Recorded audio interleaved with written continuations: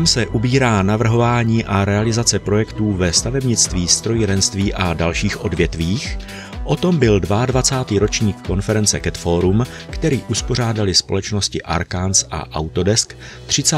září v hotelu Valeč na Vysočině. Chceme hlavně vlastně účastníkům představit budoucnost, blízkou budoucnost, ať už je to využívání AI a obecně vlastně propojování všech vlastně softwarů, které se používají v celém procesu vlastně tvorby projektu, ať už je to od návrhu přes samotné vlastně modelování, tvorbu toho BIMového modelu, kde právě to AI také může přinést velmi zjednodušení, tak až vlastně po tu samotnou třeba správu té budovy. Právě umělá inteligence a kvalitní práce s daty a jejich bezpečnost může přispět k vysoké konkurenceschopnosti firem. Oni dokáží s těmi informacemi vytvářet rychleji výrobky, dokáží pochopit toho zákazníka, dokáží vlastně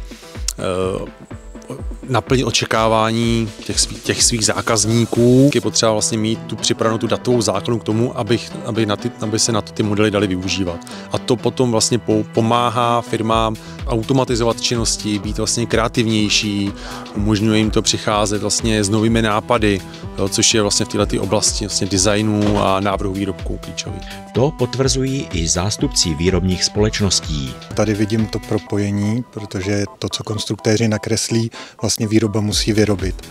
A pro nás tyhle novinky, ať už je to AI, generativní technologie a podobný, přináší zrychlení toho procesu. To znamená od chvíle, kdy to konstruktér nakreslí, do toho, až se to propadne na ty jednotlivé výkresy, a tak, aby dneska všechny firmy čelí nedostatku pracovních sil, to znamená i my zaměstnáváme vlastně pracovníky z ciziny a možnost ty výkresy jim dát ve formě třeba 3D modelů, to, aby to bylo pro ně jednoduše čitelné, aby tam měli jenom kódy, které potřebují, je klíčové. Ta propojenost, to je přesně to, co hledáme. A například s firmou Arcans nově spolupracujeme na to, aby jsme vytvořili 3D konfigurátor pro jedny z našich výrobků.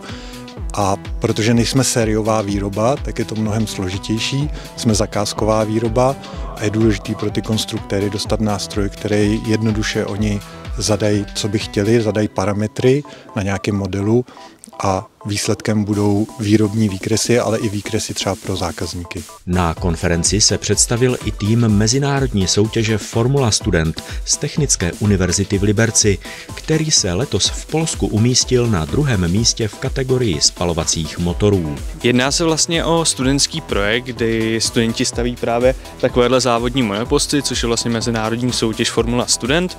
A my jsme se sem přijeli hlavně podívat, abychom odprezentovali i jak se dá ve studentském životě využít softwary od Arcans, především softwary jako je Inventor a Fusion. Používáme to vlastně při výrobě a návrhu té výroby. Konference se zúčastnili přes 300 odborníků z celé republiky.